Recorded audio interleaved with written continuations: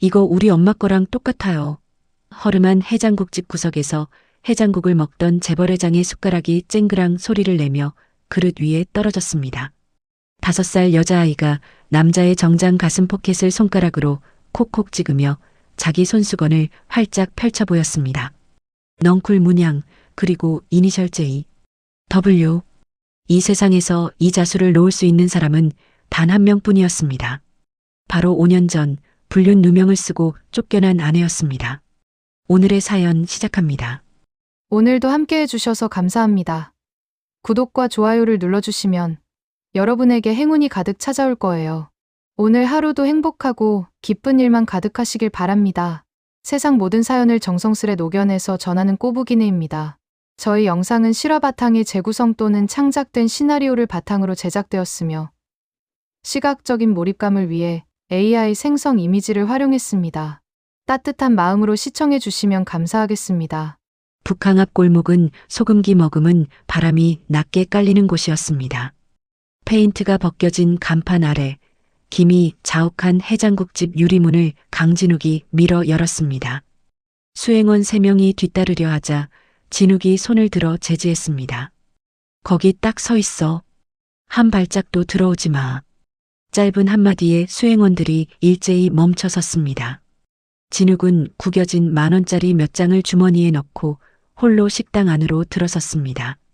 해마다 이맘때면 진욱은 이 낡은 식당을 찾았습니다. 전처 정의의 기일이었습니다. 화려한 호텔 식당도 프랑스 요리도 아닌 이 허름한 해장국집을 고집하는 이유는 진욱 자신도 정확히 설명할 수 없었습니다. 다만 정의가 살아있을 때 유독 해장국을 좋아했다는 기억 하나가 매년 진욱의 발걸음을 이곳으로 이끌었습니다. 진욱은 구석 자리에 앉아 해장국 한 그릇을 시켰습니다. 여기 해장국 하나 주세요. 고기 좀 넉넉히 넣어주시고요. 양복 소매를 걷고 숟가락을 들었지만 국물은 쉽게 목을 넘기지 못했습니다. 진욱의 시선이 허공을 떠돌았습니다. 정의가 웃던 얼굴이 마지막으로 등을 돌리던 뒷모습이 국물 위 김처럼 피어올랐다 흩어졌습니다. 그때였습니다. 이거 봐요. 이거 우리 엄마 거랑 똑같아요. 작고 또렷한 목소리가 식당 안을 울렸습니다. 진욱이 고개를 돌리자 5살쯤 되어 보이는 여자아이 하나가 진욱의 정장 가슴 포켓을 가리키며 눈을 동그랗게 뜨고 서 있었습니다. 아이의 손에는 때가 묻은 인형이 들려 있었고 다른 손에는 낡은 손수건 한 장이 꼭 쥐어져 있었습니다. 진욱이 아이를 내려다보았습니다. 아이는 겁없이 진욱의 포켓에 꽂힌 손수건을 손가락으로 콕콕 찍으며 말했습니다. 아저씨, 이거 봐요. 나랑 똑같은 거 가졌네. 이것 봐요. 내 거랑 똑같죠. 아이가 자기 손수건을 활짝 펼쳐 보였습니다. 진욱의 눈동자가 크게 흔들렸습니다. 손수건 한가운데 넝쿨 문양이 섬세하게 수놓아져 있었고 그 아래에 J, W라는 이니셜이 또렷하게 새겨져 있었습니다. 진욱이 알고 있는 이 세상에서 이 자수를 놓을 수 있는 사람은 단 한 명뿐이었습니다. 진욱의 숟가락이 그릇 위에 떨어져 쨍그랑 소리를 냈습니다. 진욱의 손가락 끝이 미세하게 떨리기 시작했습니다. 이게 너 이거 어디서 났니? 누가 준 거야? 진욱이 아이의 손수건을 향해 손을 뻗다가 멈췄습니다. 아이의 눈을 마주한 순간 진욱의 온몸에 소름이 돋았습니다.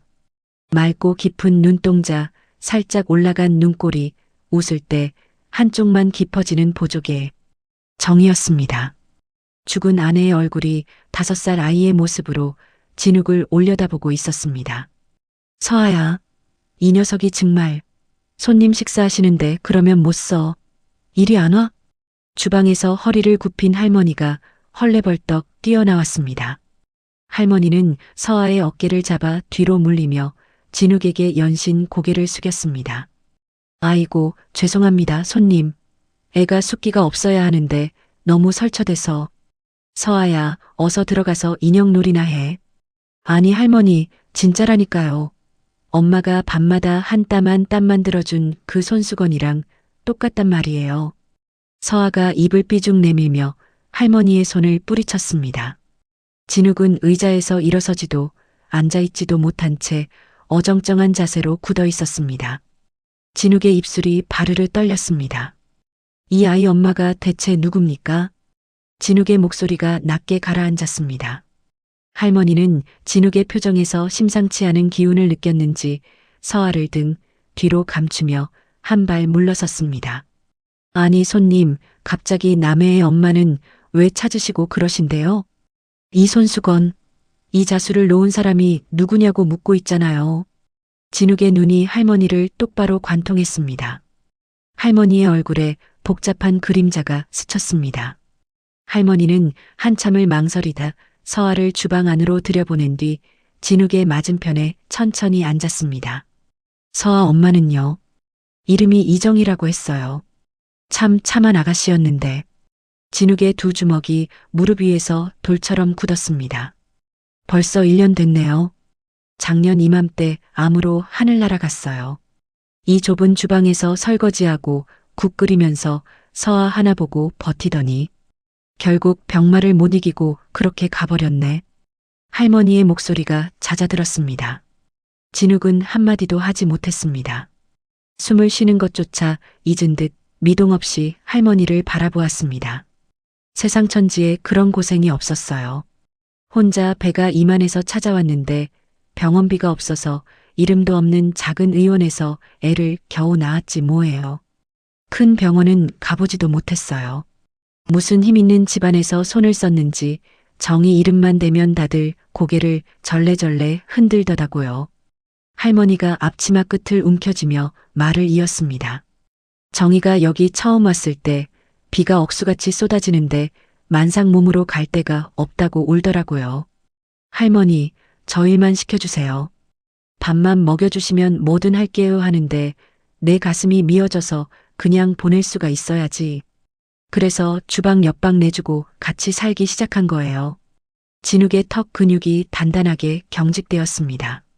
손톱이 손바닥에 파고드는 것도 느끼지 못했습니다. 5년 전 진욱이 정의를 내쫓았던 그날이 머릿속에서 생생하게 되살아났습니다. 불륜 사진을 던지며 나가라고 소리쳤던 자신의 목소리가 귀 안에서 울렸습니다.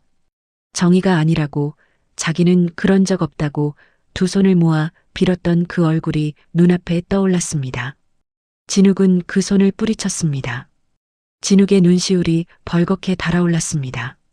식당 천장의 형광등 불빛이 흐릿하게 번졌습니다. 저 아이가 정희 씨 딸 확실합니까? 그럼요. 내 눈으로 그 핏덩이 나올 때부터 봤는데. 그런데 정희가 죽기 전에 서아한테 맨날 그랬어요. 서아야, 내 아빠는 아주 바쁘고 훌륭한 영웅이야. 지금은 너무 바빠서 못 오지만 나중엔 꼭 데리러 올 거야라고요. 그 말만 귀에 딱지가 않도록 가르치고 떠났어요. 진욱이 두 손으로 얼굴을 감쌌습니다. 어깨가 크게 한번 떨리더니 억눌린 신음 같은 소리가 손가락 사이로 새어나왔습니다. 식당 안에 손님 2명이 고개를 돌려 진욱을 바라보았습니다. 할머니가 자리에서 일어나 주방으로 들어갔다 따뜻한 물 한 잔을 가져와 진욱 앞에 놓았습니다. 아이고 손님, 진정하세요. 물 좀 마셔봐요. 진욱은 물잔을 잡지 못했습니다. 한참 뒤에야 떨리는 손으로 주머니에서 전화기를 꺼내 한 실장에게 전화를 걸었습니다. 한 실장, 당장 들어. 예, 회장님. 말씀하십시오. 강서아. 나이는 5살. 출생 기록부터 병원 기록까지 싹 다 훑어. 그리고 이정희, 그 사람 지난 5년 동안 어디서 뭘 했는지 1분 1초도 빼놓지 말고 다 조사해. 오늘 밤 넘기지 마. 알겠나? 진욱의 목소리는 떨리면서도 날카로웠습니다. 전화를 끄는 진욱은 자리에서 일어나 주방 쪽을 바라보았습니다. 반쯤 열린 주방 문틈 사이로 서아가 바닥에 앉아 인형의 머리를 손수건으로 닦아주고 있었습니다. 아이가 혼잣말을 했습니다. 인형아, 아프지 마. 엄마가 해준 손수건으로 닦아주면 금방 나아. 엄마가 그랬어. 이건 사랑이 담긴 손수건이라고. 진욱의 다리에서 힘이 빠졌습니다. 벽에 손을 짚고 겨우 몸을 지탱했습니다. 그날 밤 진욱은 한 실장이 가져온 서류 뭉치를 서재에서 펼쳤습니다. 보고서 첫 장부터 진욱의 얼굴이 일그러졌습니다. 정희는 이혼 직후 서울의 한 산부인과를 찾았지만 진료를 거부당했습니다. 기록에는 외부 요청에 의한 진료 중단이라는 메모만 짧게 남아 있었습니다. 진욱은 그 외부 요청이 누구의 것인지 직감적으로 알 수 있었습니다. 보고서를 넘길수록 정희의 오년은 처절했습니다. 싸구려 고시원에서 만삭의 몸으로 겨울을 버텼고 출산 후에는 식당 주방, 세탁소, 편의점을 전전하며 서아를 키웠습니다. 암 진단을 받은 것은 서아가 3살이 되던 해였습니다. 그러나 정희를 받아주는 큰 병원은 어디에도 없었습니다. 한 실장이 조심스럽게 입을 열었습니다. 회장님, 정희 씨가 마지막까지 머물던 곳을 찾았습니다. 저 해장국집 뒷골목에 있는 아주 낡은 단칸방입니다. 진욱은 외투도 걸치지 않은 채 단칸방으로 향했습니다. 녹슨 철문을 열자 곰팡이 냄새와 습기가 코끝을 찔렀습니다. 반평도 안 되는 좁은 방 안에 낡은 이불 하나와 작은 서랍장이 전부였습니다. 그런데 벽면 한쪽이 진욱의 시선을 붙잡았습니다. 정희가 오려붙인 진욱의 사진 한 장이 누렇게 바른 채 벽에 걸려 있었습니다. 그 아래로 수십 장의 손수건이 빨랫줄에 가지런히 널려 있었습니다. 손수건마다 넝쿨 문양과 작은 글씨들이 수놓아져 있었습니다. 서아야, 월요일 아침이야. 힘내자. 서아야, 엄마는 너를 제일 사랑해.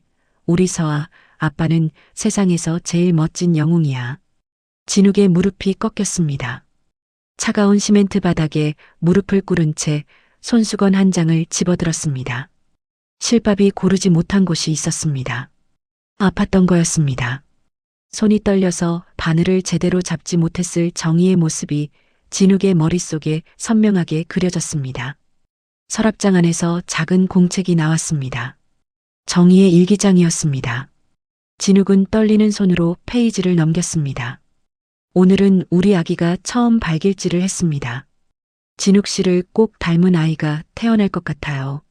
아빠 눈매를 닮았으면 좋겠는데 이 아이만큼은 그 무서운 집안 사람들 모르게 꼭 지켜낼 겁니다. 진욱의 손가락이 그 글귀 위를 천천히 쓸어내렸습니다. 글자 위로 물방울이 떨어져 잉크가 번졌습니다. 진욱은 소리 없이 울었습니다. 어깨를 들썩이지도 소리를 내지도 않았습니다. 다만 눈에서 멈추지 않는 물줄기가 일기장 위로 흘러내렸습니다. 한참 뒤 진욱이 일기장을 가슴에 품고 일어섰습니다. 진욱의 눈빛이 달라져 있었습니다. 슬픔 위에 차갑고 단단한 무엇인가가 올라앉아 있었습니다. 같은 시각 JK그룹 본가에서는 조 여사가 서재에 앉아 전화를 받고 있었습니다. 뭐라고? 진욱이가 그 너저분한 해장국집에 갔다고? 거기서 애를 만났단 말이지? 조 여사의 입꼬리가 아래로 처졌습니다. 조 여사는 전화를 끊자마자 오래된 전화번호부를 꺼내 한 페이지를 펼쳤습니다. 손톱으로 번호 하나를 짚더니 전화를 걸었습니다. 김 원장 나야. 긴 말 안 할게. 5년 전 그 물건, 아니 이정희 기록 말이야. 남김없이 싹 다 치웠겠지? 전화기 너머로 당황한 목소리가 들렸습니다. 아유, 조 여사님, 걱정 마십시오. 먼지 한 톨 안 남기고 다 처리했다니까요. 다시 확인해. 만약에 종이 조각 하나라도 진욱이 손에 들어가는 날엔 당신 병원 문 닫을 줄 알아. 명심해. 조 여사가 전화를 끊으며 찻잔을 들어 올렸습니다. 찻잔을 든 손이 미세하게 떨리고 있었지만 조 여사는 차를 한 모금 삼키며 표정을 다잡았습니다. 그 시각 본가 2층 서재에서는 강태성이 창밖을 내다보며 전화 통화를 하고 있었습니다. 야, 강진욱이가 그 꼬질꼬질한 식당에서 애새끼를 하나 발견했다는데 이게 어떻게 된 거냐? 정희 그년이 애를 낳아 길렀다고? 태성의 입꼬리가 한쪽으로 올라갔습니다. 태성은 전화를 끊고 소파에 깊이 몸을 묻으며 손가락으로 관자놀이를 두드렸습니다. 재미있네. 이거 아주 흥미진진하게 돌아가는구만. 태성은 즉시 수아에게 전화를 걸었습니다. 당장 해장국집에 애들 붙여. 쥐새끼 한 마리 지나가는 것도 다 보고해. 그 애가 진욱이 딸인지 아닌지 내 눈으로 확인해야겠으니까. 다음 날 이른 아침 진욱은 해장국집을 다시 찾았습니다. 이번에는 양복 대신 편한 옷을 입고 있었습니다. 서아는 식당 마루에 앉아 색연필로 그림을 그리고 있었습니다. 진욱은 서아 옆에 조심스럽게 앉았습니다. 서아야, 안녕? 아저씨 또 왔어. 아저씨 기억나니? 서아가 고개를 들어 진욱을 올려다보았습니다. 어제 그 슬픈 표정하던 손수건 아저씨다. 그래, 맞았어. 아저씨가 오늘 서아한테 아주 맛있는 거 사주고 싶은데 뭐 먹고 싶니? 안 돼요. 할머니가 모르는 아저씨가 사주는 거 덥석 먹으면 큰일 난다고 했어요. 진욱의 입가에 쓴웃음이 번졌습니다. 서아가 그림을 그리다 말고 진욱의 얼굴을 빤히 들여다보았습니다. 근데 아저씨, 오늘도 눈이 빨개요. 또 울었어요? 왜 자꾸 울어요? 아니야, 울지 않았어. 그냥 잠을 좀 못 자서 그래. 에이, 거짓말. 여기 눈물 자국 있구만. 엄마가 그랬어요. 슬플 땐 참지 말고 울어야 마음이 시원해진대요. 서아가 자기 주머니에서 꼬깃꼬깃한 손수건을 꺼내 진욱에게 내밀었습니다. 이거 아저씨 빌려줄게요. 엄마가 내가 올 때 닦아주던 건데 아저씨가 더 급해 보여요. 자요. 진욱은 그 작은 손수건을 받아들며 손이 떨리는 것을 애써 감추었습니다. 서아의 머리카락에서 빠진 한올을 조심스럽게 집어 손수건 안에 넣었습니다. 유전자 검사를 위해서였습니다. 그러나 진욱의 가슴속에서는 이미 검사 결과와 상관없는 확신이 자리 잡고 있었습니다.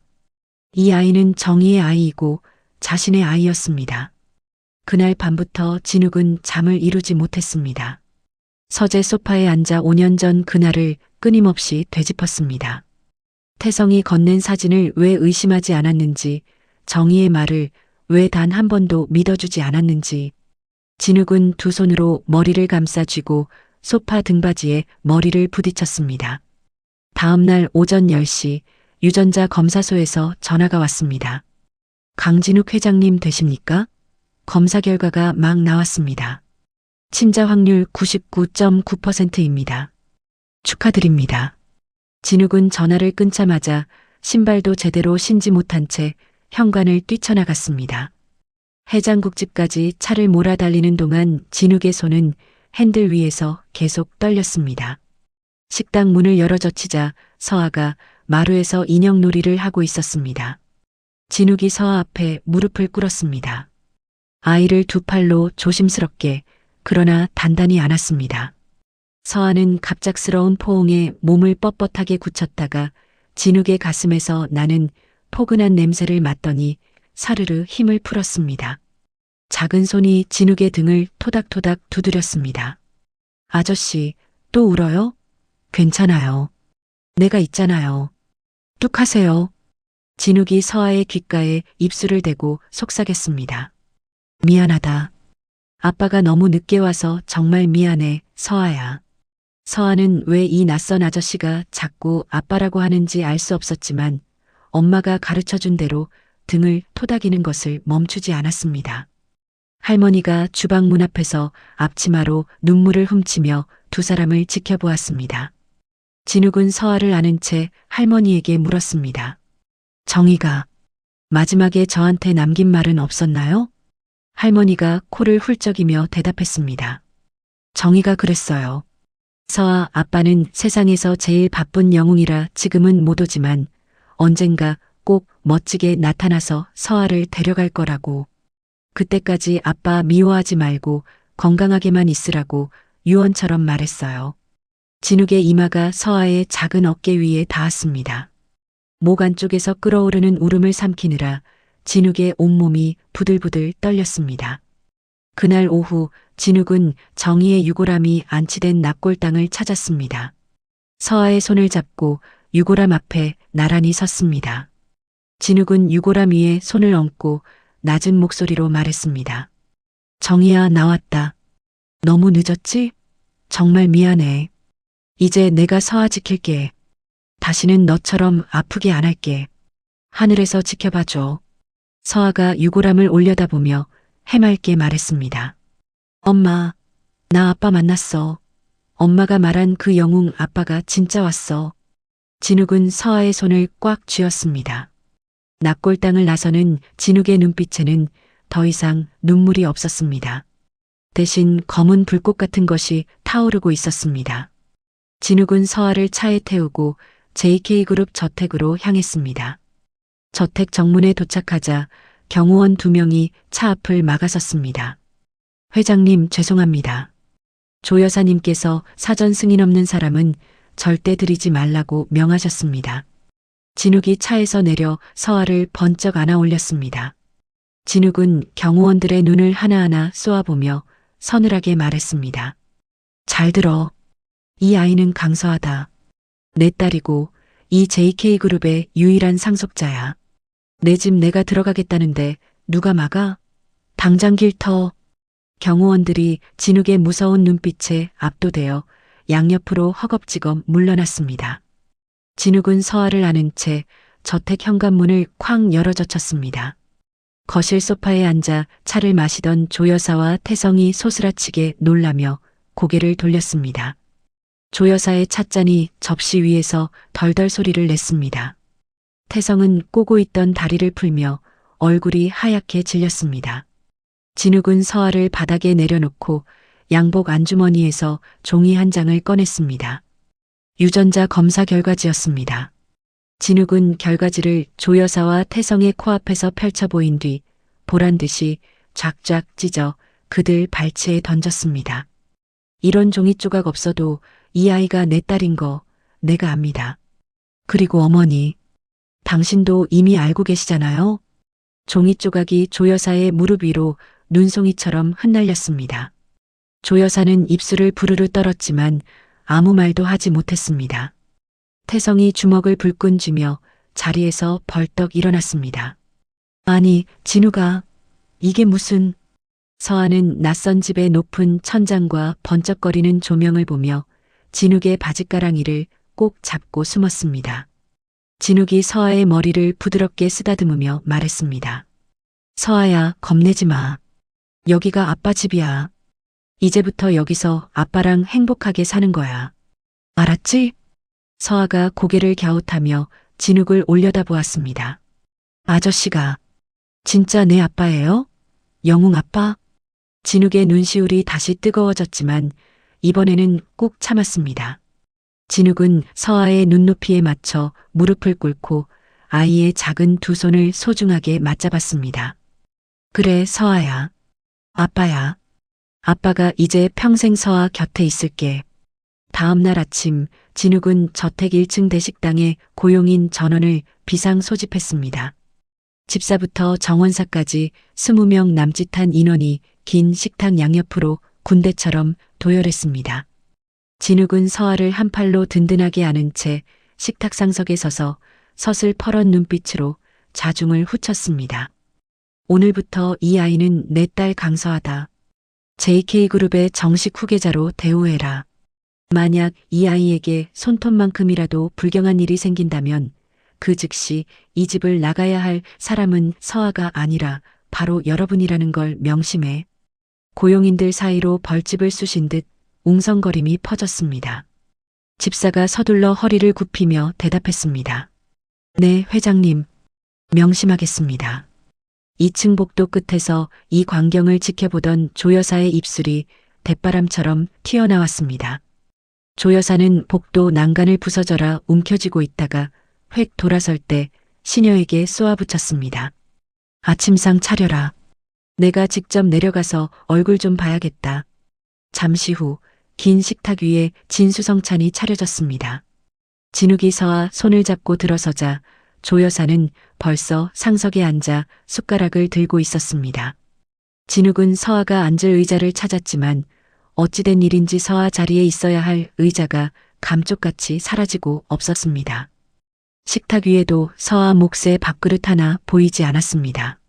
진욱이 도끼 눈을 뜨고 조 여사를 바라보자 조 여사는 국 한 술을 태연하게 뜨며 입을 열었습니다. 식구도 아닌 애자를 왜 만드니? 정 배고프다거든 주방 구석에 가서 먹이든가 해라.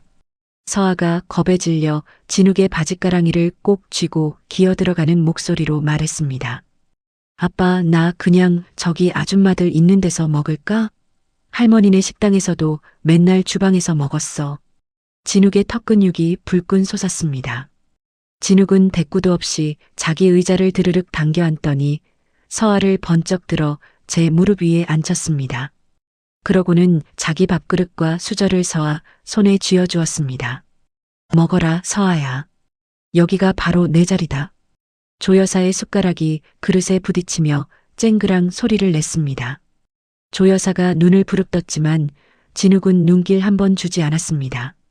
그저 서아 입에 반찬을 놔주며 다정하게 속삭였습니다. 이건 짜니까 저거 먹어라. 응? 이게 맛나다.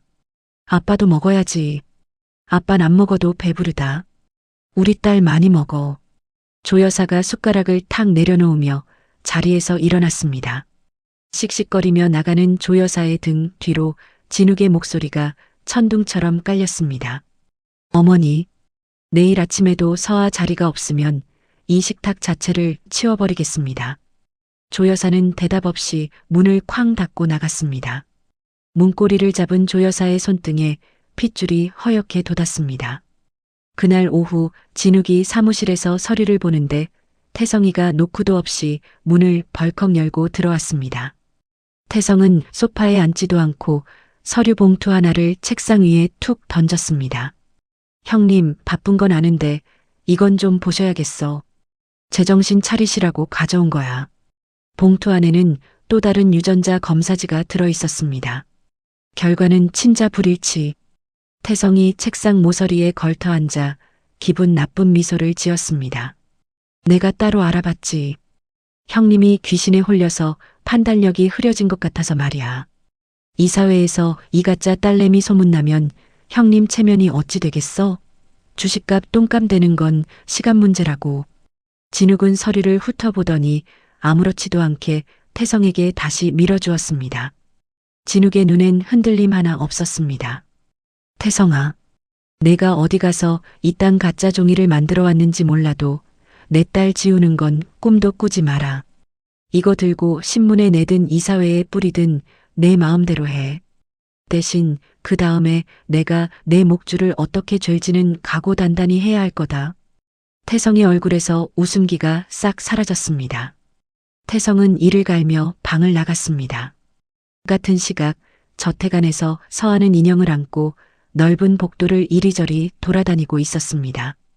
그러다 복도 끝에 살짝 열린 문을 밀고 들어갔는데 그곳은 조 여사의 서재였습니다. 서하는 책상 위에 놓인 액자를 발견하고 눈이 휘둥그레졌습니다. 엄마다. 우리 엄마야. 서아가 반가워서 액자를 집어들었는데 사진 속 엄마 얼굴 위로 날카로운 칼자국이 험하게 나 있었습니다. 누군가 증오를 담아 벅벅 긁어놓은 자국이었습니다. 서아는 가슴이 미어지는지 액자를 끌어안고 바닥에 주저앉아 엉엉 울기 시작했습니다. 엄마, 누가 엄마 얼굴을 이렇게 아프게 했어. 으앙. 집사의 연락을 받고 달려온 진욱이 서아를 안아 올렸습니다. 난도질당한 사진을 본 진욱의 눈에서 불꽃이 튀었습니다. 서아야, 뚝해라. 아빠가 엄마 사진 세상에서 제일 예쁘게 다시 만들어줄게. 누가 그랬어, 아빠? 우리 엄마가 뭘 잘못했다고. 진욱은 대답 대신 서재 밖 복도에 서 있는 조 여사를 노려보았습니다. 조 여사는 눈 하나 깜짝 안 하고 차갑게 서 있었습니다. 진욱이 조 여사 앞을 지나치며 서늘하게 내뱉었습니다. 어머니, 5년 전 정에 내쫓을 때 쓴 그 가짜 사진들, 그거 누가 조작했는지 제가 직접 잡고 있습니다. 조만간 다 밝혀질 겁니다. 조 여사의 눈꺼풀이 파르르 떨렸습니다. 진욱은 서아를 안고 그대로 방을 나갔습니다. 그날 밤 조 여사와 태성은 몰래 마주 앉아 쑥덕거렸습니다. 태성아, 진욱이 저놈 당장 막아야 한다. 눈에 뵈는 게 없어. 걱정 마세요, 숙모님. 이미 준비 끝냈습니다. 형님이 정신이 나갔다고 법원에 호소해서 회장직에서 끌어내릴 겁니다. 하지만 진욱도 당하고만 있지 않았습니다. 진욱은 비서가 가져온 비밀 보고서를 훑었습니다. 회장님, 태성 전무가 5년 전 정희 씨가 아플 때 큰 병원들에 압력을 넣어서 입원을 막았던 통화 기록을 찾았습니다. 정희 씨가 제일 힘들 때 길바닥으로 내몬 게 바로 태성 전무입니다. 진욱은 주먹을 꽉 쥐었습니다. 분노로 손등에 핏줄이 터질 듯 솟았습니다. 며칠 뒤 저택 주방에서 끔찍한 일이 생겼습니다. 저녁을 먹은 서아가 갑자기 온몸을 긁으며 자지러지게 울기 시작한 겁니다. 아이의 뽀얀 팔뚝에 뻘건 두드러기가 징그럽게 돋아 있었습니다. 아빠 가려워. 너무 가려워. 살려줘. 진욱은 서아를 안고 응급실로 냅다 달렸습니다. 의사는 음식 알레르기라고 했습니다. 진욱은 돌아오자마자 집안 CCTV를 싹 다 뒤졌습니다. 주방 사람이 서아 밥그릇에 몰래 무언가를 가루처럼 뿌리는 장면이 딱 걸렸습니다. 누가 시켰어? 말 안 해? 진욱의 호통에 고용이는 바닥에 엎드려 벌벌 떨었지만 배우는 끝내 입을 열지 않았습니다. 진욱은 그 자리에서 인력을 싹 다 교체해버렸습니다. 태성은 이제 치졸하게 언론 플레이를 시작했습니다. 재벌 회장의 아내, 알고 보니 돈 노린 꽃뱀 같은 자극적인 기사를 사방에 뿌렸습니다. 서아는 TV에서 엄마 사진과 험악한 자막이 나오는 걸 보고 얼굴이 새하얗게 질렸습니다. 아빠, 사람들이 왜 엄마 보고 나쁜 거래? 진욱은 서둘러 TV를 끄고 서아를 꼭 안아주었습니다. 엄마는 천사였어. 나쁜 건 저 사람들이야. 아빠가 다 혼내줄게. 조 여사는 이번엔 서아를 영국 기숙학교로 보내버리겠다는 입학 허가서를 내밀었습니다. 5살 어린애를 생이별시키겠다는 심산이었습니다. 진욱은 서류를 읽지도 않고 조 여사 면전에서 쫙쫙 찢어 찻잔 속에 처박아 버렸습니다. 어머니, 서아 한 번만 더 건드리면 그땐 제가 어머니를 이 집에서 내쫓겠습니다. 아들이 아니라 회장으로서 명령하는 겁니다. 조 여사는 뒷목을 잡고 쓰러질 듯 비틀거렸습니다. 어느 늦은 밤 진욱은 서아를 안전한 곳으로 옮기려 지하 주차장으로 내려갔습니다. 그런데 검은 옷을 입은 덩치들이 길을 막아섰습니다. 회장님, 태성 전무님 지시입니다. 오늘은 못 나가십니다. 진욱은 서아를 차 뒷좌석에 얼른 태우고 문을 잠갔습니다. 그러고는 덩치들에게 달려들었습니다. 주먹이 오가고 진욱의 입술이 터져 피가 흘렀습니다. 바닥에 쓰러진 진욱을 덩치들이 짓누르려 할 때 차 안에서 울던 서아가 문을 열고 뛰어나왔습니다. 아빠, 아빠 때리지 마. 서아는 고사리 같은 손으로 제 주머니 속 낡은 손수건을 꺼내 진욱의 피 묻은 얼굴을 닦아주었습니다. 아빠, 울지 마. 내가 닦아줄게. 진욱은 딸의 손길에 이를 악물고 다시 일어섰습니다. 피 묻은 눈으로 덩치들을 노려보자 그들이 겁을 먹고 물러났습니다. 조 여사는 이제 마지막 발악을 했습니다. 창고에 처박아뒀던 정희의 유품 상자들을 꺼내 마당에서 불을 지른 겁니다. 서아의 베넷저고리, 아기 때 사진들이 활활 타올랐습니다. 연기를 본 진욱이 미친 듯이 달려와 불길 속으로 손을 집어넣었습니다. 뜨거운 불길을 뚫고 그을린 베넷저고리와 사진첩 몇 권을 겨우 건져낸 진욱의 손등엔 시뻘건 화상 자국이 남았습니다. 진욱은 연기를 내뱉으며 불구경을 하던 조 여사와 태성 앞에 섰습니다. 어머니, 그리고 태성아. 정희를 죽이고 이제 내 딸의 추억까지 태웠지? 너희들이 저지른 이 만행, 내가 똑똑히 갚아주마. 지옥이 어떤 곳인지 내가 직접 보여주지. 진욱은 그을린 아기 옷을 가슴에 꼭 안고 서아가 기다리는 방으로 성큼성큼 걸어갔습니다. 이튿날 이른 아침, 진욱이 안가 마당에서 서아와 함께 아침 산책을 하고 있을 때였습니다. 대문 밖에서 짐승의 포효 같은 거친 발소리가 들리더니 육중한 철문이 쾅 소리를 내며 종이장처럼 열렸습니다. 진욱이 본능적으로 고개를 돌리자 곰 같은 덩치의 남자가 살기를 뿜으며 성큼성큼 다가오고 있었습니다. 남자의 눈은 핏발이 서서 이글거렸고 턱 근육은 터질 듯 바짝 당겨져 있었습니다. 진욱이 서아를 얼른 등 뒤로 감추며 한 발 앞으로 나서는 찰나 남자의 주먹이 대포알처럼 날아왔습니다. 퍽! 소리와 함께 진욱의 왼쪽 광대뼈에 주먹이 박혔습니다. 진욱의 몸이 종이 인형처럼 휘청거리더니 마당 바닥에 한쪽 무릎을 꿇었습니다. 입안 가득 비릿한 피맛이 확 번졌습니다. 이정우. 한 실장이 기겁하며 뛰어나와 남자의 팔을 잡으려 했지만 정우는 한 실장을 어깨로 툭 밀쳐내고는 진욱의 멱살을 한 손으로 움켜쥐어 번쩍 들어 올렸습니다. 정우의 목소리는 짐승의 울음처럼 갈라져 나왔습니다. 내 놈이 강진욱이냐? 우리 누나 잡아먹은 악기 같은 놈이 바로 내 놈이야? 진욱은 멱살이 잡혀 발이 대롱거리는 와중에도 정우의 눈을 피하지 않고 똑바로 올려다보았습니다. 반격은커녕 손끝 하나 까딱하지 않았습니다.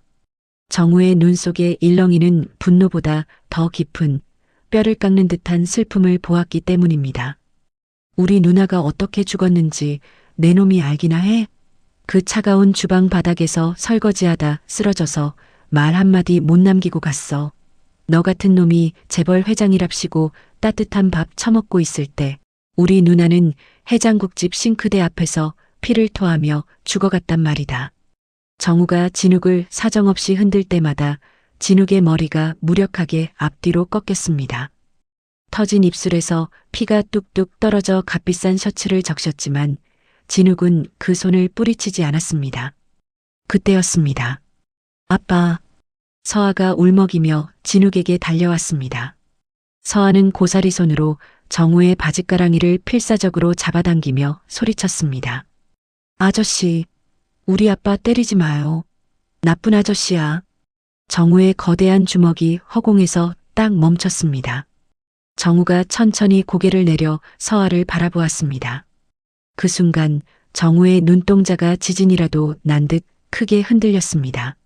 서아의 얼굴에서 죽은 누나 정희의 모습이 환영처럼 겹쳐 보였기 때문입니다. 살짝 올라간 눈꼬리, 한쪽만 쏙 들어가는 보조개. 영락없는 정이었습니다. 서아도 정우의 눈을 빤히 올려다보다 고개를 갸웃했습니다. 아저씨, 엄마 사진 속에 있는 사람이랑 똑같이 생겼어.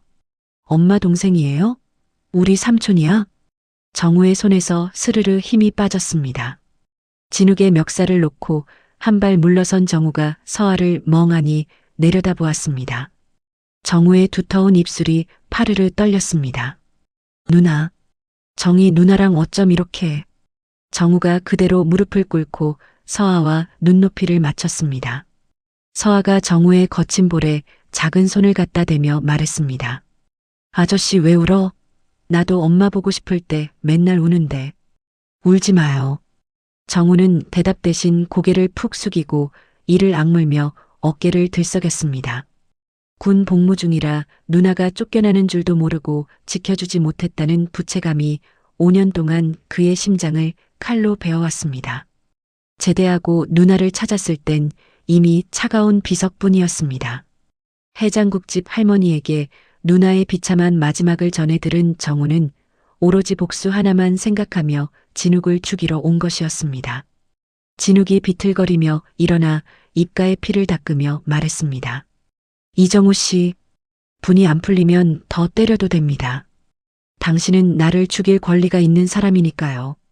정우가 고개를 들어 진욱을 매섭게 노려보았습니다. 동정하지 마. 누나를 길바닥으로 내쫓은 건 결국 너잖아. 맞습니다. 제가 정혜 씨를 내쫓았습니다. 그건 내가 죽어서 지옥에 가도 씻을 수 없는 죄입니다. 진욱의 목소리에는 변명 한 자락 섞여 있지 않았습니다. 정우는 예상치 못한 진욱의 태도에 당황하며 주먹을 쥐었다 폈다 했습니다. 한 실장이 조심스럽게 다가와 상황을 정리했습니다. 안으로 들어오시죠. 정혜 씨에 대해 드릴 이야기가 산더미입니다. 정우는 한참을 망설이다가 먼저 제 손을 잡는 서아의 이끌림에 홀린 듯 안으로 발을 들였습니다. 진욱은 정우를 서재로 안내했습니다. 서재 문이 열리는 순간 정우의 발걸음이 다시 한번 얼어붙었습니다. 벽면 가득 정희의 사진이 걸려 있고 그 아래에는 정희가 서아를 위해 수놓았던 손수건 수십 장이 보물처럼 놓여 있었습니다. 그런데 정우의 시선이 한쪽 구석에 쌓인 봉투 상자에서 멈췄습니다. 봉투마다 정희의 단정한 글씨로 진욱 씨에게라고 적혀 있었습니다. 수백 통이 넘는 편지들이었습니다. 하지만 놀랍게도 그 편지들은 단 한 통도 뜯기지 않은 채 새 것처럼 깨끗했습니다. 정우가 편지 한 통을 낚아채듯 집어들며 고함을 쳤습니다. 이게 다 뭐야? 누나가 피눈물 흘리며 쓴 편지를 한 번도 안 열어봤단 말이야? 내 놈이 그러고도 사람이야? 진욱이 그 편지를 받아들며 힘없이 대답했습니다. 이 편지들, 저는 오늘 처음 봅니다. 뭐, 그게 무슨 개소리야? 정희 씨가 보낸 편지가 제 손에 닿은 적이 단 한 번도 없습니다. 누군가 중간에서 싹 가로채 간 겁니다. 진욱이 편지 봉투에 찍힌 날짜를 확인했습니다. 모두 저택으로 배달된 것들이었습니다. 저택의 우편물 관리는 조 여사의 손등 같은 시녀가 도맡아 왔습니다. 정우의 얼굴이 분노로 시뻘겋게 달아올랐습니다. 그 할망구가, 그 조 여사라는 인간이 누나의 마지막 목소리까지 다 막아버린 거였어? 진욱은 떨리는 손으로 편지 한 통을 조심스레 뜯었습니다. 안에는 정희의 간절한 호소가 담겨 있었습니다. 진욱 씨, 저는 정말 결백합니다. 제발 이 편지만이라도 읽어주세요. 첫 문장을 읽자마자 진욱의 손가락 마디마디가 하얗게 질렸습니다. 그는 편지를 더 읽지 못하고 가슴에 꼭 파묻었습니다. 정우는 그 모습을 보며 머릿속이 복잡해졌습니다. 분명 원수를 갚으러 왔는데 눈앞의 남자는 자신보다 더 지옥 같은 고통 속에 있는 것처럼 보였기 때문입니다. 그때 정우의 휴대전화가 요란하게 울렸습니다. 모르는 번호였습니다. 이정우 씨, 강태성 전무입니다. 누님일로 꼭 드릴 말씀이 있습니다. 태성은 정우를 불러내 조작된 병원 영수증을 보여주었습니다. 진욱이 정희의 수술비 결제를 고의로 막았다는 가짜 증거였습니다. 정우는 그 영수증을 보고 이를 갈며 복수를 다짐했습니다. 하지만 진욱은 영수증을 보자마자 단번에 가짜임을 알아챘습니다. 이건 제 서명이 아닙니다. 이름의 한자 한자가 틀려 있어요. 이런 실수를 할 리가 없습니다. 정우는 혼란에 빠졌습니다. 그러다 우연히 태성이 흘린 진짜 기록지를 발견하게 됩니다. 그곳엔 태성의 이름과 함께 입원 거부 처리 완료라는 소름 끼치는 메모가 적혀 있었습니다. 누나를 병원 문턱에도 못 가게 막은 진짜 범인은 태성이었습니다. 진실에 다가가려던 찰나 비극이 터졌습니다. 조 여사가 보낸 괴한들이 안가 앞 정우를 습격했고 그 난전 중에 산책을 나오던 서아가 돌계단 아래로 굴러떨어진 것입니다. 서아야, 정신 차려. 아빠야. 피를 흘리며 쓰러진 서아를 안고 응급실로 달려간 진욱은 의사로부터 청천벽력 같은 소리를 듣습니다. 아이에게 가문의 유전병인 범혈구 감소증이 나타났습니다. 피가 멎지 않는 병입니다. 당장 골수 이식을 해야 합니다. 하지만 진욱은 과거 수술 부작용으로 기증이 불가능한 상태였습니다. 직계 가족인 엄마 정희는 세상에 없고 정우는 확률이 낮았습니다. 진욱은 병원 차가운 복도 바닥에 무릎을 꿇고 울부짖었습니다. 이때를 기다렸다는 듯 조 여사가 나타나 독이 든 제안을 합니다. 경영권을 넘기고 서아와 영원히 떠나겠다고 서명해라. 그러면 내가 숨겨둔 정희의 의료 기록을 찾아 아이를 살려주마. 진욱이 펜을 든 순간 서아의 손가락이 미세하게 움직였습니다. 아이가 살고 싶다고 아빠의 손을 잡은 것입니다. 진욱은 서명을 멈추고 태성에게 납치된 정우를 구하러 달려갑니다. 지옥 같은 창고에서 정우를 구해낸 진욱. 두 남자는 피투성이가 된 채 서로의 어깨를 기댔습니다. 강태성, 그 자식이 진짜 원수야. 같이 끝내자. 두 남자의 눈에 도끼가 서렸습니다. 하지만 병원 상황은 절망적이었습니다. 태성이 매수한 의료진이 서아의 산소 수치를 조작해 아이를 죽음의 문턱으로 밀어넣고 있었습니다. 심박수 급락, 응급팀 호출, 요란하게 울리는 경보음 소리에 진욱이 비명을 지르며 수술실 유리창에 매달렸습니다. 새벽빛이 스며드는 병원 복도, 서아의 생명이 촛불처럼 위태롭게 흔들리고 있었습니다. 경보음이 병실 안을 가득 채운 지 10여 분이 지났을 때였습니다. 병실 복도 끝에서 허리가 굽은 노인 한 명이 신발 한 짝이 벗겨진 줄도 모르고 헐레벌떡 뛰어오고 있었습니다. 해장국집 할머니였습니다. 할머니의 손에는 녹이 슬어 칠이 벗겨진 낡은 보온병 하나와 누렇게 바랜 봉투가 소중하게 들려 있었습니다. 진욱이 유리창에 이마를 대고 절망하고 있다가 할머니의 목소리에 고개를 번쩍 들었습니다. 진욱 씨, 이거 가져왔어요. 정희가 남긴 거예요. 할머니가 숨을 헐떡이며 진욱 앞에 보온병을 내밀었습니다. 할머니의 이마에는 땀방울이 송글송글 맺혀 있었습니다. 새벽에 서아가 위독하다는 소식을 듣자마자 택시를 잡아타고 단숨에 달려온 것이었습니다. 할머니, 이게 대체 뭡니까? 이 낡은 보온병은 또 뭐고요? 정희가 죽기 전에 나한테 신신당부하며 맡긴 거예요. 서아한테 무슨 병고가 생기면 이걸 꼭 아이 아버지한테 전해달라고. 나는 아이 아버지가 누군지도 몰랐는데 하늘이 도왔는지 진욱 씨가 나타난 거잖아요. 진욱이 떨리는 손으로 보온병을 받아들었습니다. 뚜껑을 돌려 열자 안에서 비닐에 꽁꽁 쌓인 종이 한 장이 나왔습니다. 종이에는 정희의 단정한 글씨로 숫자와 정보가 빼곡하게 적혀 있었습니다. 제대열 보관번호 HB 2021-378 보관기관. 한빛 제대열 은행 결제자 이정우. 진욱의 눈이 휘둥그레졌습니다. 제대열이었습니다. 서아가 태어날 때 탯줄에서 채취해 둔 줄기세포 피였습니다. 진욱이 복도 끝에 넋이 나간 채 서 있던 정우를 불러 세웠습니다.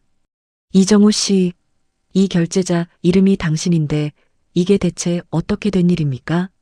정우가 종이를 받아들더니 그 자리에 망석중이처럼 굳어버렸습니다. 정우의 두꺼운 입술이 파르르 떨리며 목소리가 갈라져 나왔습니다. 이거 내가 군대 가기 전에 누나한테 비상금으로 준 돈인데 누나가 이걸 한 푼도 안 쓰고 제대열을 보관해뒀던 거야? 자기 약값으로 쓰라니까 그 돈을 기어코 여기다. 정우는 차가운 병원 벽에 머리를 찌우며 통곡했습니다.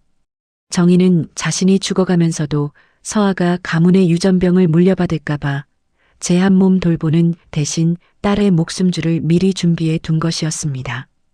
진욱은 그 종이를 품에 안고 담당 의사에게 미친 듯이 달려갔습니다. 선생님, 제대열이 있습니다. 서아 제대열이 보관돼 있어요. 당장 확인해 주세요. 의사가 눈을 크게 뜨며 즉시 제대열 은행에 연락을 취했습니다. 다행히 보관 상태는 완벽했습니다. 진욱은 한 실장에게 병원을 맡기고 직접 차를 몰아 제대열 은행으로 질주했습니다. 태성이 보낸 검은 차들이 고속도로에서 진욱의 차를 밀어붙이며 방해했지만 진욱은 눈을 부라리며 핸들을 꺾어 그들을 따돌렸습니다. 딸을 살려야 한다는 일념 하나로 죽음의 문턱을 넘나드는 운전을 한 끝에 진욱은 서아의 생명이 담긴 혈액팩을 무사히 병원으로 실어 날랐습니다. 수술실 문이 닫히고 진욱은 그 앞에 망부석처럼 서서 정희의 손수건을 꽉 쥐었습니다. 3시간이 흐르고 마침내 수술실 문이 열리며 의사가 나왔습니다. 성공입니다. 제대열 이식이 아주 잘 됐어요. 서아 수치가 무서운 속도로 정상으로 돌아오고 있습니다. 진욱은 그대로 바닥에 주저앉아 얼굴을 감싸쥐었습니다. 정우도 해장국집 할머니도 서로를 붙잡고 오열했습니다. 정희야, 내가 서아 살렸다. 내가 이겼어. 할머니의 외침이 병원 복도에 울려 퍼졌습니다. 서아가 안정을 되찾은 그날 저녁, 정우가 진욱에게 USB 하나를 내밀었습니다. 태성의 사무실에서 목숨 걸고 빼내온 자료였습니다. 모니터에 뜬 영상 속에는 충격적인 진실이 담겨 있었습니다.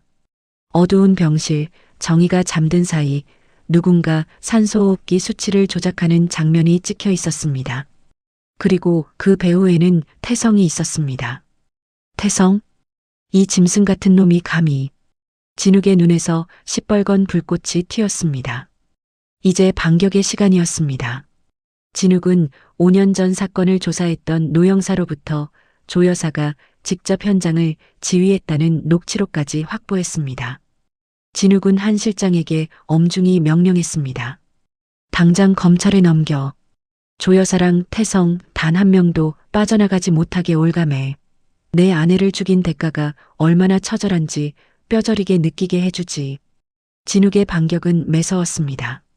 태성이 도주 자금을 마련하려고 주식을 내놓자 진욱은 미리 덫을 놓아 태성의 전 재산을 순식간에 종이 조각으로 만들어버렸습니다.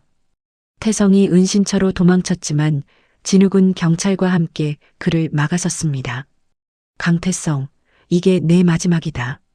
진욱이 정의의 손수건을 태성의 눈앞에 펼치자 태성은 정의의 귀신이라도 본 듯 사색이 되어 소리를 질렀습니다.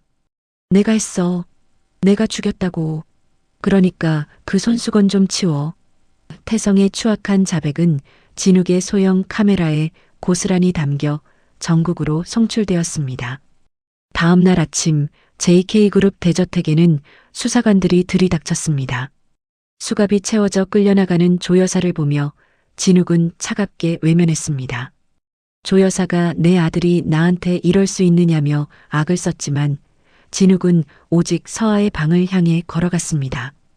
병실안 서아가 기운을 차리고 그림을 그리고 있었습니다. 엄마와 아빠 그리고 서아가 손을 잡고 웃는 그림이었습니다. 진욱은 그 그림을 가슴에 품고 서아를 휠체어에 태워 따뜻한 정원으로 나갔습니다. 아빠, 저 노란 꽃 엄마가 좋아하던 건데. 그치? 서아의 해맑은 물음에 진욱은 눈시울을 붉히며 아이의 머리를 쓰다듬었습니다. 따스한 봄 햇살이 부녀의 어깨 위로 쏟아지고 있었습니다. 지옥 같던 폭풍이 지나가고 드디어 희망의 빛이 보이기 시작했습니다. 서아의 수술이 성공한 지 한 달이 지났습니다. 아이의 핏기 없던 얼굴에는 발그레한 복숭아빛이 돌았고 젓가락 같던 팔다리에도 제법 살이 붙어 이제는 제법 기운차게 뛰어다녔습니다. 담당 의사가 퇴원을 허락하던 날 진욱은 비서실에 벼락 같은 명령을 내렸습니다. 오늘부터 한 달간 모든 업무 정지합니다. 이사회고 뭐고 한 실장이 다 알아서 하세요. 나 이제 아빠 노릇 좀 해야겠습니다. 진욱은 서아의 짐을 손수 챙겼습니다. 가방 맨 위에는 정희가 남긴 그 소중한 손수건을 살포시 올려놓았습니다. 진욱이 서아를 데리고 향한 곳은 남해의 작은 어촌 마을이었습니다. 정희의 낡은 일기장에 적혀있던 언젠가 서아와 꼭 가보고 싶은 곳이었습니다. 별장에 도착하자마자 서아는 신이 나서 강아지처럼 뛰어다녔습니다. 아빠, 바다 냄새. 진짜 바다예요. 진욱은 갑갑한 정장을 벗어 던지고 흰 셔츠 소매를 걷어붙인 채 서아를 덥석 등에 업었습니다. 자, 우리 공주님, 바다 구경 가실까요? 진욱의 목을 꽉 껴안은 서아의 까르르 웃음소리가 파도 소리에 섞여 시원하게 퍼졌습니다. 진욱은 모래사장을 밟으며 등에 닿는 아이의 따스한 체온을 느꼈습니다. 아, 살아있다는 게 이런 거구나. 32회 만에 처음 느껴보는 뭉클한 행복이었습니다. 서아는 나뭇가지를 주워 모래 위에 삐뚤삐뚤 글씨를 썼습니다. 엄마, 아빠, 서아. 그러고는 예쁜 조개 껍데기를 주워와 엄마 글씨 옆에 제일 공들여 장식했습니다. 엄마가 제일 예쁘니까 왕관 씌워주는 거예요. 파도가 밀려와 글씨를 지우려 하자 진욱이 걱정스레 물었습니다. 어이쿠, 서아야, 지워지겠다. 그러자 서아가 예쁘게 웃으며 대답했습니다. 괜찮아요, 아빠. 또 쓰면 되죠. 그날 저녁 진욱은 평생 안 해본 요리에 도전했습니다. 계란 껍데기가 들어가고 간이 안 맞아 진땀을 뺐지만 서아는 아빠가 해준 볶음밥을 한 그릇 뚝딱 비웠습니다. 아빠. 조금 짜긴 한데 엄마 손맛이랑 비슷해요. 최고. 아이의 칭찬 한마디에 진욱은 세상을 다 얻은 기분이었습니다. 마을 사람들은 진욱이 재벌 회장인 줄 꿈에도 몰랐습니다. 그저 서아 아빠로 통했지요. 생선가게 아주머니는 엄마 닮아 애가 참 예쁘네 하며 생선 한 마리를 덤으로 얹어주었습니다. 엄마는 하늘나라에 있습니다라는 진욱의 말에 아주머니는 말없이 진욱의 손등을 툭툭 쳐주었습니다. 거칠지만 따뜻한 그 위로에 진욱의 마음도 조금씩 아물어갔습니다. 서울에서는 정의의 억울한 누명이 낱낱이 밝혀지고 있었습니다. 진욱은 한 실장에게 지시의 희망손수건 재단을 만들었습니다. 정의가 못 누린 행복, 다른 힘든 엄마들이라도 누리게 해줍시다. 정의의 이름이 명예롭게 회복되는 것을 보며 진욱은 창밖에서 꽃잎을 잡으려 뛰노는 서아를 바라보았습니다. 정의야, 보고 있니? 당신이 이겼어. 며칠 뒤 외삼촌 정우가 싱싱한 회를 사들고 별장을 찾아왔습니다. 삼촌 하며 매달리는 서아를 보며 두 남자는 멋쩍게 웃으며 악수를 나누었습니다. 방파제에 나란히 앉아 낚시를 즐기며 정우가 슬쩍 말했습니다. 진우가 누나가 너 미워하지 말라더라. 그래서 나도 이제 너 안 때리려고. 진욱도 바다를 보며 고개를 끄덕였습니다. 고맙다 정우야. 서아는 우리가 같이 지키자. 밤이 깊어 서아를 재운 진욱은 서재 서랍에서 우연히 봉투 하나를 발견했습니다. 정의의 글씨였습니다. 혹시 이 별장에 오게 되면 정의는 이곳에 올 날을 꿈꾸며 편지를 미리 남겨두었던 것입니다. 원망 안 해요. 서아가 아빠 닮아 착하게만 자라게 해주세요. 편지를 가슴에 묻고 진욱은 밤바다를 향해 약속했습니다. 서아, 내가 세상에서 제일 행복하게 만들게. 지켜봐줘. 서아의 잠꼬대가 들려왔습니다. 엄마가 이제 안 아프대. 진욱은 아이의 이마에 입을 맞추며 오래도록 곁을 지켰습니다. 다음 날 아침 식탁 위에는 세 사람분의 그릇이 놓였습니다. 서아가 꺼내놓은 엄마 그릇이었습니다. 따스한 햇살이 내리쬐는 식탁, 세 식구는 비로소 한자리에 모인 것 같았습니다.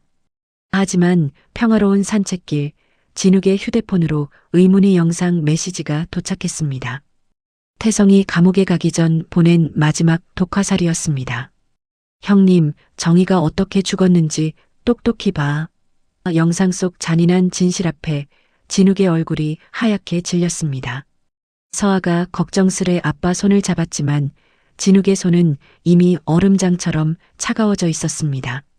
진욱은 서아를 별장에 재운 뒤 서재 문을 꽉 잠그고 영상을 재생했습니다. 화면에는 어두운 병실이 나타났습니다. 침대에 누운 정의의 얼굴이 보였습니다. 산소호흡기를 쓴 정의의 얼굴은 뼈가 드러날 만큼 야위어 있었습니다. 영상 속에서 흰 가운을 입은 남자가 정의의 침대 옆 기계에 손을 뻗었습니다. 남자의 손가락이 산소 공급량 조절 장치를 돌리자 수치가 급격히 떨어졌습니다. 정의의 몸이 움찔하더니 가슴이 불규칙하게 오르내리기 시작했습니다. 정의의 손가락이 시트를 움켜쥐었습니다. 그 순간에도 정의의 입술이 작게 움직였습니다. 소리는 들리지 않았지만 입모양이 서아를 부르고 있었습니다. 영상의 마지막에 태성의 목소리가 깔렸습니다. 형님, 똑똑히 봐. 정의 그년 병으로 죽은 거 아니야. 내가 죽인 거라고. 서아, 그 애새끼도 엄마 따라가기 싫으면 조용히 입 닥치고 있어. 알았어? 화면이 꺼졌습니다. 진욱은 노트북 앞에 앉은 채 움직이지 않았습니다. 두 손이 무릎 위에서 바들바들 떨리고 있었습니다. 진욱의 이빨 사이에서 갈리는 소리가 났습니다. 턱 근육이 돌처럼 굳어 있었고 눈동자가 한 점에 박힌 채 미동도 하지 않았습니다. 진욱은 노트북을 닫고 두 손으로 얼굴을 감쌌습니다. 강태성? 이 짐승만도 못한 놈. 내가 감히 정의를. 감히.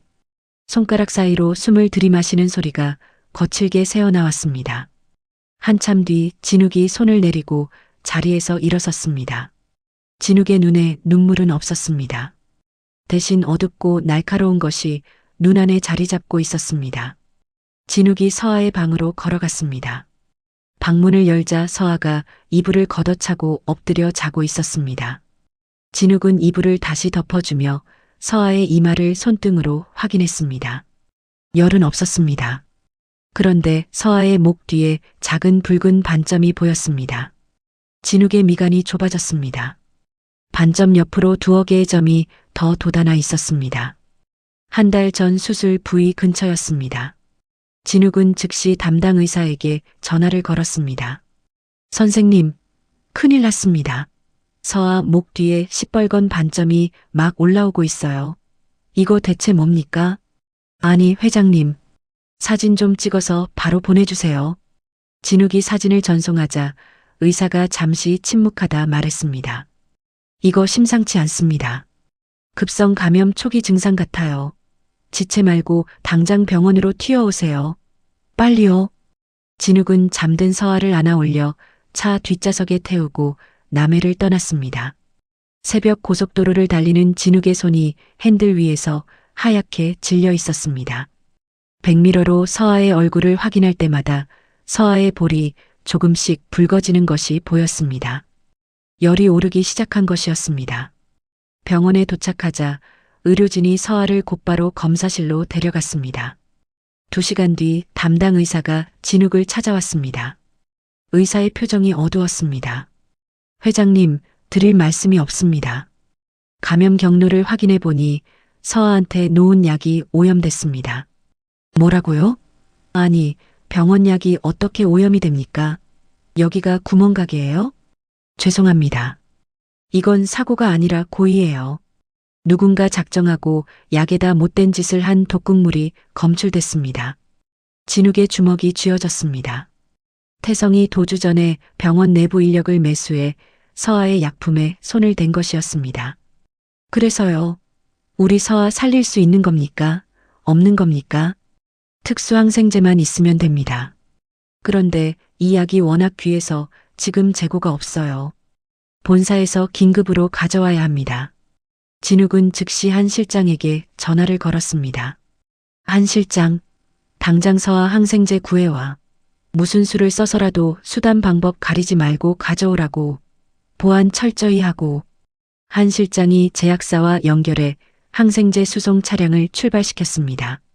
그러나 차량이 병원으로 향하던 중 교차로에서 검은 차량 2대에 가로막혔습니다.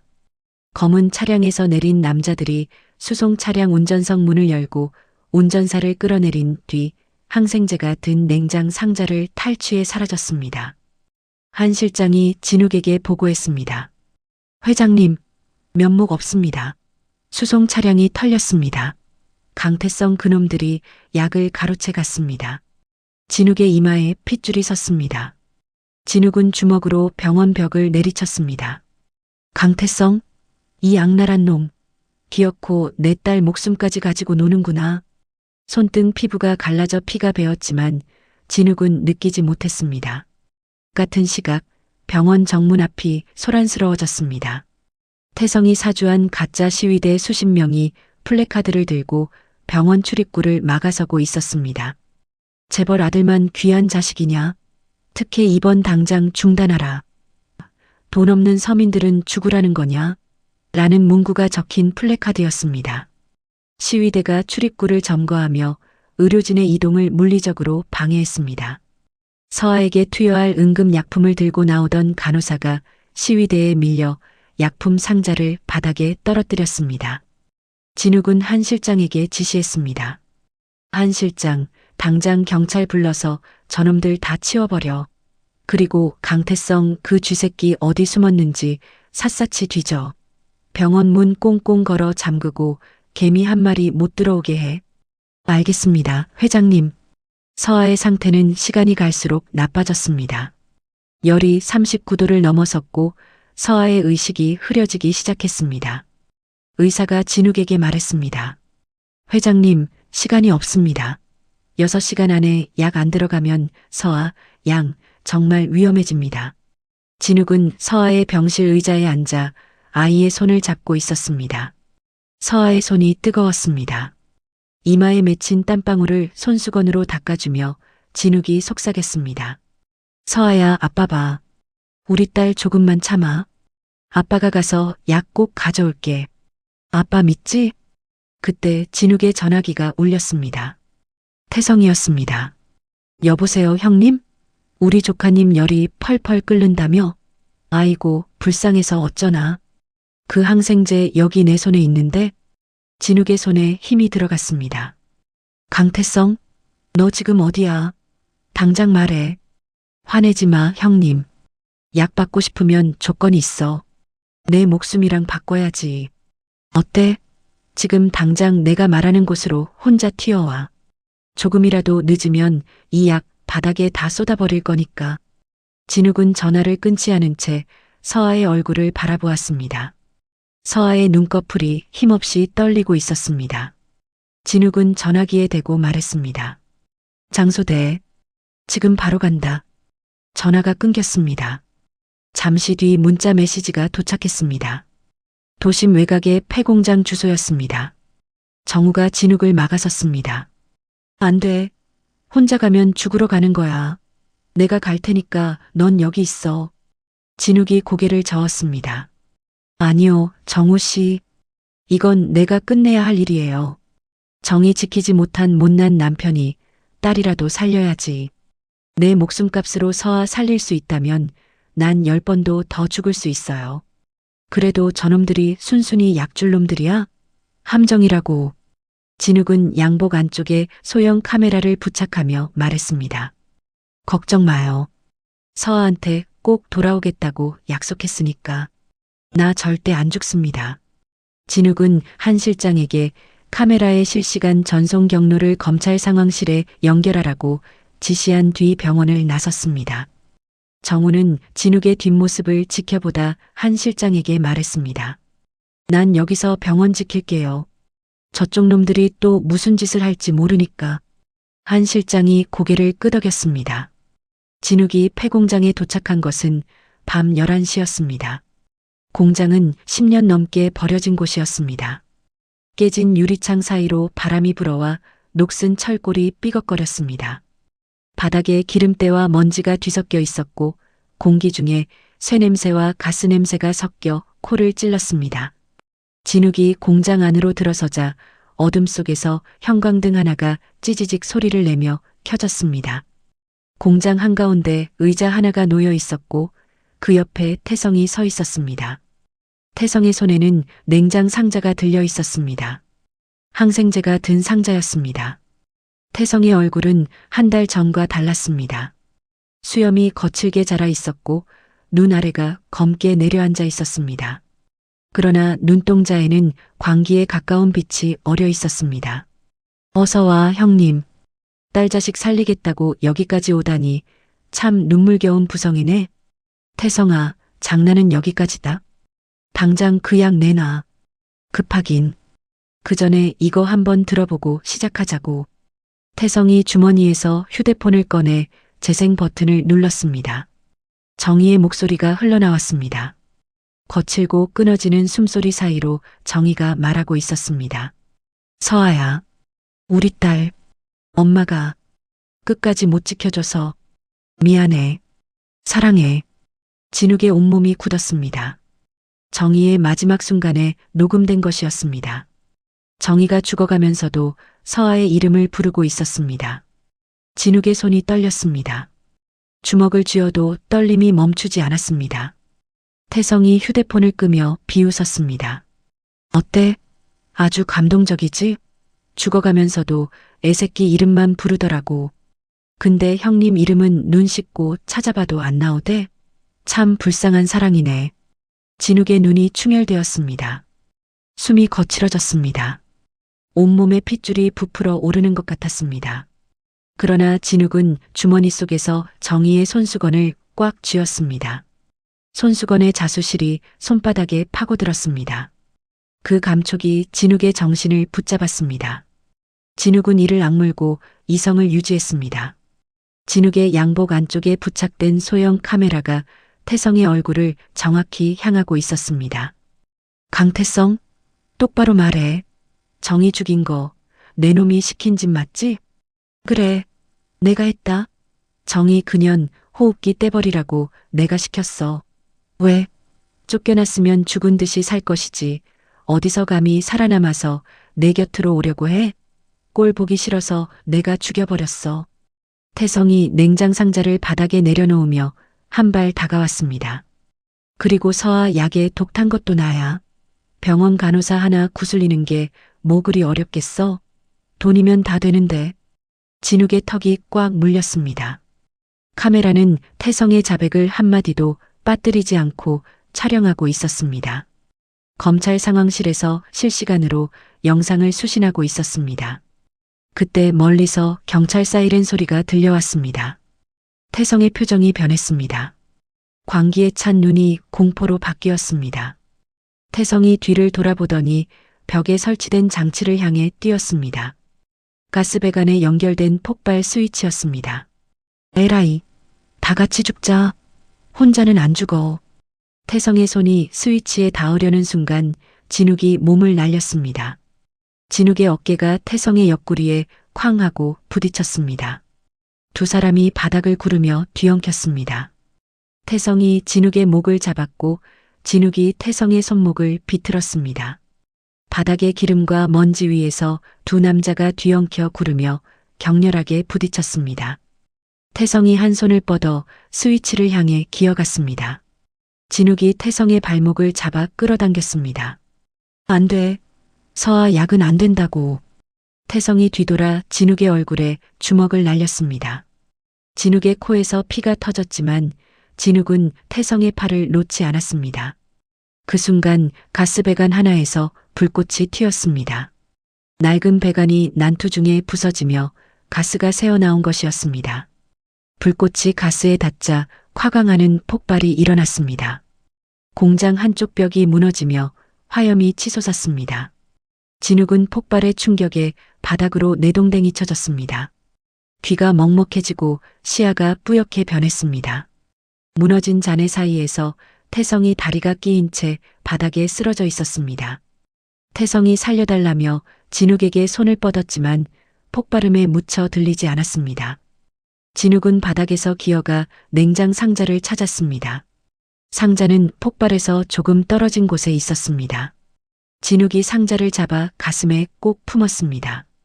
천장에서 불덩어리가 뚝뚝 떨어지고 있었습니다. 진욱은 상자를 안은 채 출구를 향해 기어갔습니다. 등과 팔에 화염이 닿아 살이 타는 냄새가 났지만 진욱은 멈추지 않았습니다. 서아야, 아빠가 간다. 기다려. 공장 밖으로 빠져나온 진욱은 콘크리트 바닥 위에 쓰러졌습니다. 소방차와 경찰 차량이 도착해 있었습니다. 구급대원들이 진욱에게 달려왔습니다. 진욱은 의식을 잃어가면서도 가슴에 품은 냉장 상자를 절대로 놓지 않았습니다. 구급대원이 상자를 빼내려 하자 진욱의 손가락이 더 단단히 상자를 움켜쥐었습니다. 서아 약. 빨리. 병원으로. 그 말을 마지막으로 진욱의 눈이 감겼습니다. 같은 시각 병원 지하 주차장에서는 구급차 한 대가 응급실 입구로 슬금슬금 접근하고 있었습니다. 그런데 구급차의 번호판이 정상적인 것이 아니었습니다. 한 실장이 이상한 낌새를 채고 정우에게 알렸습니다.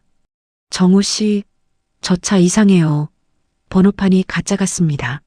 정우가 주차장 기둥 뒤에서 구급차를 지켜보았습니다.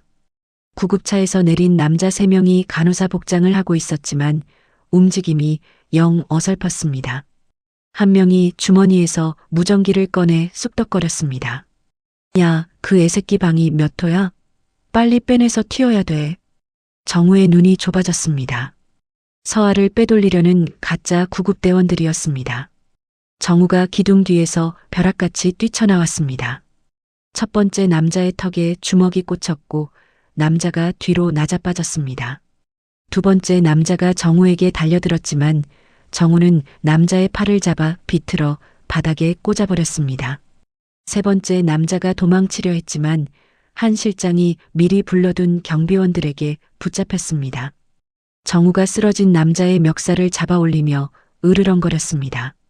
누가 보냈어? 당장 불어. 강태성 전무님이. 시키는 대로 했을 뿐입니다.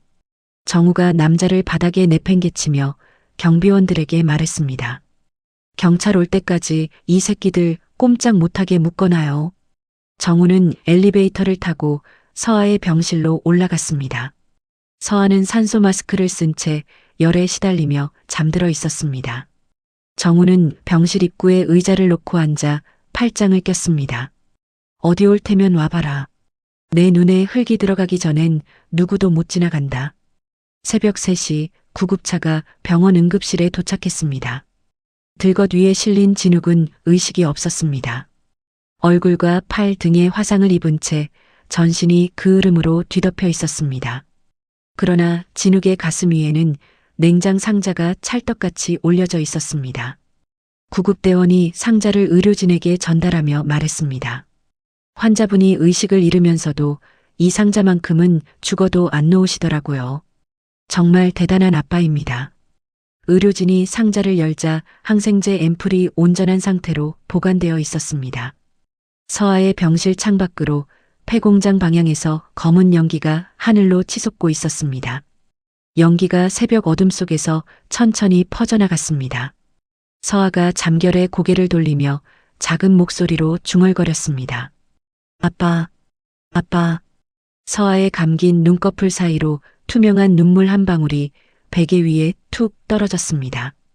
구급대원이 목숨 걸고 실어온 냉장 상자 속의 항생제가 서아의 병실로 긴급히 옮겨졌습니다.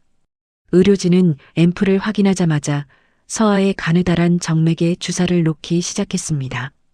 시커멓게 죽어가던 서아의 모니터 수치가 기적처럼 꿈틀거렸습니다.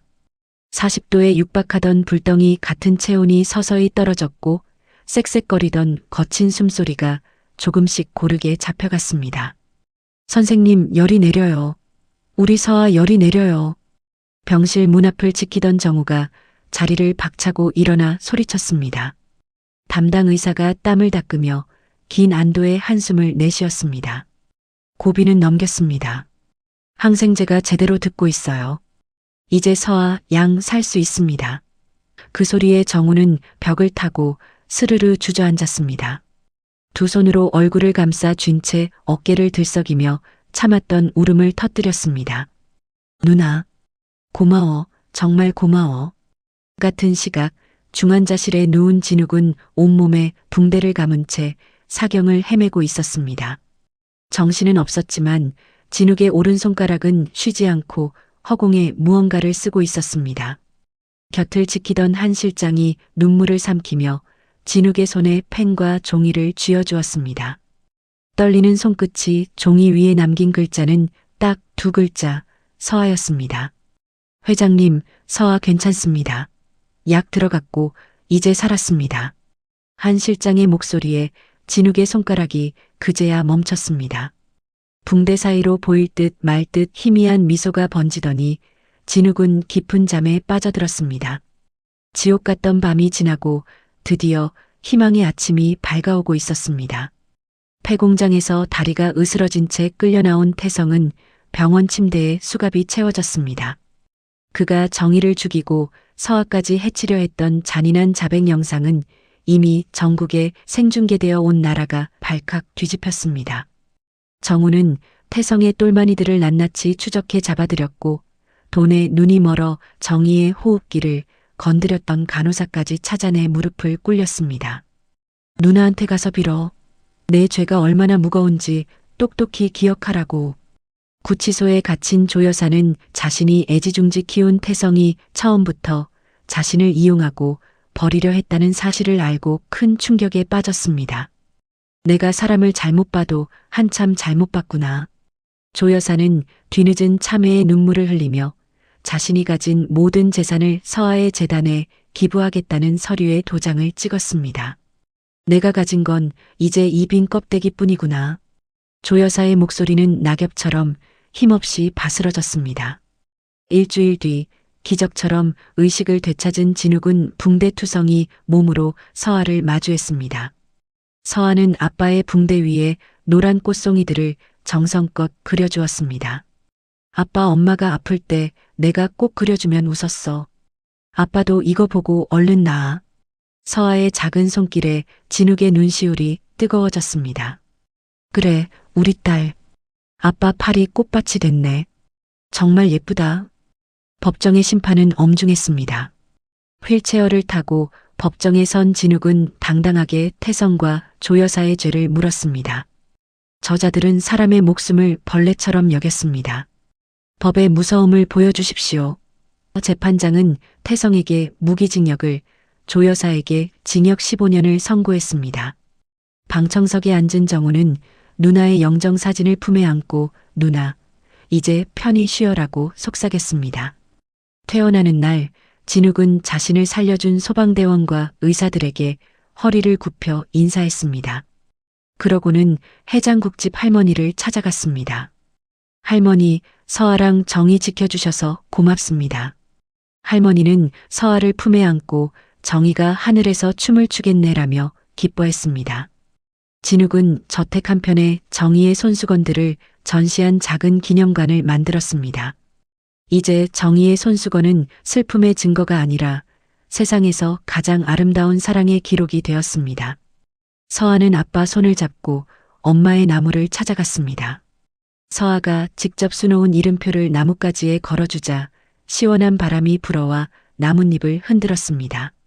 아빠, 엄마가 대답했어. 나랑 아빠랑 잘 지내라고 웃어줬어. 진욱은 서아를 꽉 껴안으며 하늘을 올려다보았습니다. 정의의 미소 같은 햇살이 부녀의 머리 위로 눈부시게 쏟아지고 있었습니다. 모든 폭풍이 지나가고 어느덧 평화로운 1년이 흘렀습니다. 진욱은 회장직을 믿음직한 한 실장에게 넘기고 본인은 의장직만 유지한 채 오로지 서아의 아빠로 살기로 했습니다. 매일 아침 진욱은 서아의 책가방을 직접 챙깁니다. 도시락 반찬은 정성껏 싸졌는지, 물통 뚜껑은 꽉 잠겼는지 확인한 뒤 마지막으로 깨끗하게 달인 손수건 한 장을 가방 앞주머니에 쏙 넣어줍니다. 아빠, 오늘도 노란 버스 오는 데까지 같이 가줄 거야? 현관에서 신발을 신던 서아가 묻자 진욱이 허허 웃으며 아이의 머리를 쓰다듬었습니다. 그럼 당연하지. 우리 공주님 가시는데 아빠가 모셔야지. 서아는 킥킥거리며 진욱의 큰 손을 잡고 아파트 정류장까지 폴짝폴짝 뛰어갔습니다. 노란 버스가 서아를 태우고 모퉁이를 돌아 사라질 때까지 진욱은 그 자리에 서서 한참 동안 손을 흔들었습니다. 이 평범한 아침이 세상 그 어떤 성공보다 값지다는 것을 진욱은 이제야 깨달았습니다. 낡은 해장국집은 정의의 식탁이라는 멋진 이름으로 새롭게 문을 열었습니다. 주방은 여전히 해장국집 할머니가 든든하게 지켰고 진욱의 재단이 운영비를 대어 전국의 배고픈 아이들에게 따뜻한 밥 한 그릇을 무료로 대접하는 천사 식당이 되었습니다. 식당 한복판에는 앞치마를 두르고 활짝 웃는 정의의 사진이 걸렸습니다. 그 아래엔 아이들의 배를 채워주는 엄마 이정이라는 문구가 적혀 있었지요. 개업날 서아는 고사리 손으로 국그릇을 날랐습니다. 친구들아, 많이 먹어. 우리 엄마 식당 밥은 정말 꿀맛이야. 그 모습을 보던 할머니는 눈시울이 붉어져 연신 앞치마로 눈물을 훔쳤습니다. 서아의 초등학교 입학식 날 진욱은 서아 머리를 묶어주느라 아침부터 진땀을 뺐습니다. 아빠, 오른쪽이 너무 높잖아. 다시 묶어줘. 서아의 잔소리에 진욱은 쩔쩔매며 고무줄을 3번이나 다시 묶었습니다. 드디어 예쁘게 머리를 따은 서아는 학교에 가자마자 친구들에게 작은 손수건을 하나씩 나누어 주었습니다. 이거 내가 직접 만든 거야. 우리 엄마가 가르쳐준 문이거든. 친구들이 신기해하며 기뻐하자 뒤에서 지켜보던 진욱은 가슴이 뭉클해졌습니다. 옆에 서 있던 정우가 한마디 거들었습니다. 형, 누나 닮아서 손재주가 보통이 아니네. 형 닮았으면 가위질도 못했을 텐데.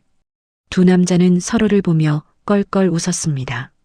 정우는 재단을 통해 운동하고 싶은 가난한 아이들을 돕는 희망 코치가 되었습니다. 그러던 중 예쁜 아내를 만나 예쁜 딸까지 낳았습니다. 서아에게 귀여운 동생이 생긴 것이지요. 정빈아, 언니가 자수 가르쳐 줄게.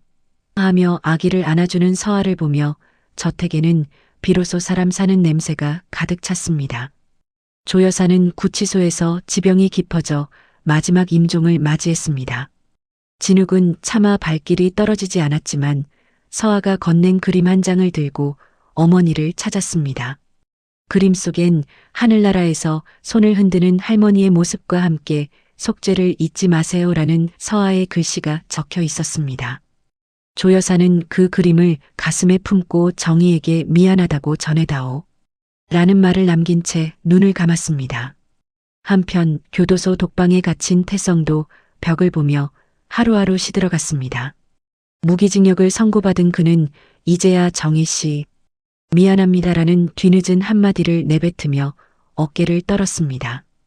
가을바람이 살랑이는 남해 바닷가 언덕 위에 정희 기념 도서관이 세워졌습니다. 개관식 날 진욱은 단상에 올라 축사를 했습니다. 그의 가슴 포켓엔 정희의 손수건이 꽂혀 있었습니다. 저는 예전에 통장의 숫자가 부의 전부인 줄 알았습니다. 하지만 진짜 부자는 사랑하는 사람의 손을 놓지 않는 사람이더군요. 진욱의 시선이 서아에게 머물자 서아는 환하게 웃으며 아빠에게 하트를 날렸습니다. 개관식이 끝날 무렵 서아가 엄마의 손수건을 하늘 높이 날려보냈습니다. 엄마, 저기 봐. 내 마음이야. 바닷바람을 탄 손수건이 하늘에서 춤을 출 때 노란 나비 한 마리가 서아의 어깨 위에 살포시 내려앉았습니다. 진욱은 그 나비가 정희의 영혼임을 직감했습니다. 아빠, 엄마가 대답했나 봐. 나랑 아빠랑 잘 지내라고 웃어주는 것 같아. 진욱은 서아를 번쩍 안아 올렸습니다. 나비는 두 사람 주위를 한 바퀴 돌더니 노을 지는 바다 너머로 유유히 날아갔습니다. 노을이 붉게 물든 바닷가, 진욱과 서아는 나란히 모래사장을 걸었습니다. 서아는 아빠의 가슴 포켓에 자기가 직접 만든 손수건을 하나 더 꽂아주었습니다. 정희의 이니셜 J, W 옆에 서아의 이니셜 S, 어가 나란히 놓였습니다. 아빠, 이제 엄마랑 나랑 아빠 가슴속에 같이 있는 거야. 그치? 서아의 작은 손을 꼭 잡은 진욱이 대답했습니다. 그래, 서아야. 아빠는 이제 세상에서 제일 가는 부자다. 철썩이는 파도 소리가 마치 정희가 불러주는 자장가처럼 따뜻하게 들려왔습니다. 두 사람의 발자국이 노을빛 모래 위에 길게 남겨지며 길고 긴 고통의 시간은 가고 진정한 행복의 노래가 남의 바다 끝까지 울려 퍼졌습니다. 누군가의 손을 놓아버린 순간 그 사람의 세상도 함께 무너진다는 것을 진욱은 너무 늦게 알았습니다. 정희는 떠났지만 손수건 한 장에 담긴 한 땀 한 땀의 바느질은 끝내 딸을 살렸고 남편을 일으켜 세웠고 무너진 가족을 다시 이어 붙였습니다. 사랑은 사라지지 않습니다. 모습을 바꿀 뿐입니다. 바람이 되기도 하고 나비가 되기도 하고 낡은 손수건 위에 남은 실밥이 되기도 합니다. 오늘 이 이야기를 들으시는 여러분의 곁에도 놓치고 있는 손이 있을지 모릅니다. 지금 옆에 있는 사람의 손을 한번 꼭 잡아주십시오. 그 따뜻함이 언젠가 당신을 지켜줄 가장 단단한 힘이 될 것입니다. 이야기를 끝까지 들어주신 분이 계시다면 잘 들었다고 댓글 하나만 남겨주세요. 감사합니다.